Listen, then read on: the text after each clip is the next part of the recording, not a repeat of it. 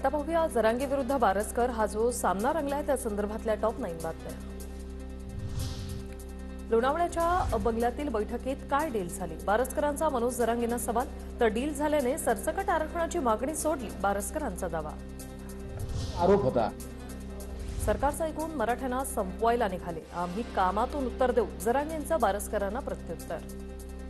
त्याचे असले भंगार लोकांची उत्तर द्यायला मी मोकळा नाही। मला राज्यात इथं मराठा समाजाचा निर्णायक लढा आहे, याला न्याय द्यायचे। सरकारचं ऐकून मराठा संपवायला उगाच निघालो होतो विनाकारण, काही कारण नसताना त्याला सगळं कारण त्याच्यावर उत्तर द्यायला मी मोकळा नाही। माझ्या समाजात खूप लोक आहेत त्याला उत्तर द्यायला। मनोज जरांगेंवर पुण्यात 420चा गुन्हा दाखल, हिंमत असेल तर अब्रू नुकसानीचा दावा कर, मी कोर्टात पुरावे देतो। अजय बारसकरांचं जरांगेंना खुलं आव्हान। रोज एखाद्या माणसाकडे एवढे पैसे कसे येतात? कोणाला गुतावलं? माझ्यावर आरोप केले, संभाजी राजांच्या नावाखाली पैसे खाल्ले आणि तुझ्यावर 420चा गुन्हा दाखल आहे पुण्याच्या डिस्ट्रिक्ट कोर्टात।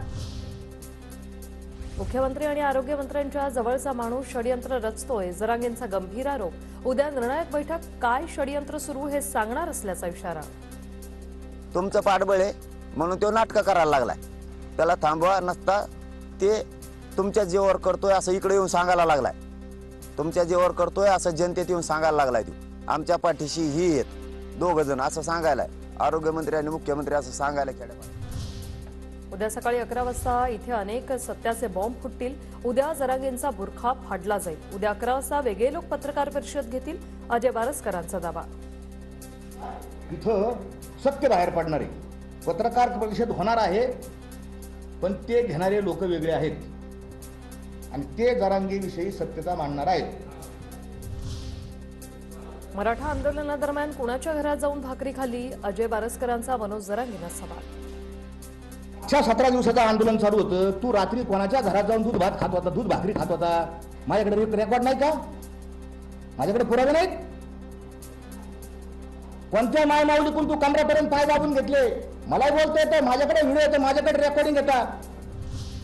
अजय बारसकरांचा देहू संस्थानाशी संबंध नाही, मनोज जरांगेंना आमचा पाठिंबा, बारसकरांबाबत देहू संस्थानाचा खुलासा। जरांगे पाटलांनी उपोषण करू नये, क्षत्रिय उपोषण करत नाही, क्षत्रिय मैदानात लढतात। जरांगेंना लढाई करायची असेल तर रस्त्यावर यावं, बच्चू कडू यांचं जरांगेंना आवाहन। उपोषण पंडितांना केलं पाहिजे, पुजाऱ्यानं केलं पाहिजे, क्षत्रियानं उपोषण करू नये, क्षत्रियानं मैदानावर यावं, लढावं आणि मग त्यांनी उपोषण न करता लढाई लढायचीच असत तर ते रस्त्यावरची लढावी। छत्रपती संभाजीनगरमध्ये समृद्धी महामार्गावर मराठा आंदोलकांचा रास्ता रोको, सरकार विरोधात जोरदार घोषणाबाजी, रस्त्याच्या दोन्ही बाजूला मोठी वाहतूक कोंडी।